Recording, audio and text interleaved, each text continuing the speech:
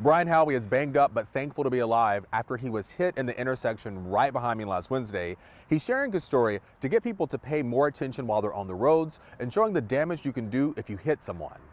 If I had fallen down immediately, I very well could have been run straight over. A typical bike ride turned into a life or death moment for Bryan Howie. It's hard to be lying on the road, wondering if you're going to see your loved ones again. Bryan takes us back to the scene of the accident at the intersection of Myrtle Place and South Holly Park Drive. As we got to the intersection, of course, I'm going straight through, and I noticed the car started to turn. Out of the corner of my eye, I saw the wheel go, which was surprising because they hadn't had a turn signal on.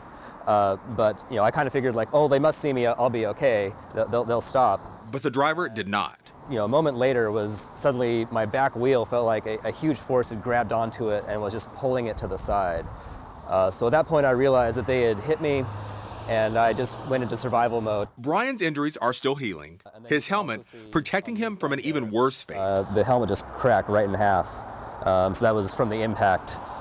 So yeah, this helmet saved my life 100%. The driver, who was in a white sedan, did not stop. I would hope if somebody saw someone who had fallen violently off their bike, was lying motionless in the middle of the road, that any human would just take whatever feelings they had at that moment and just go help.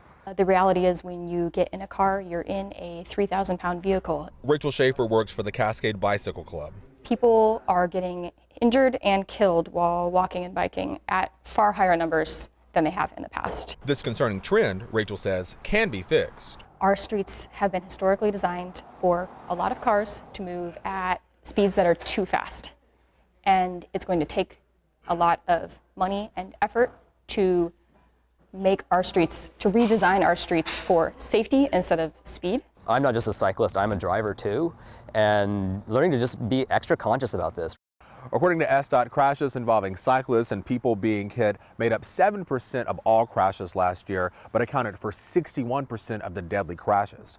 The city says road improvements are coming to get those numbers down. In New Holly, Cornelius Hawker, King 5 News.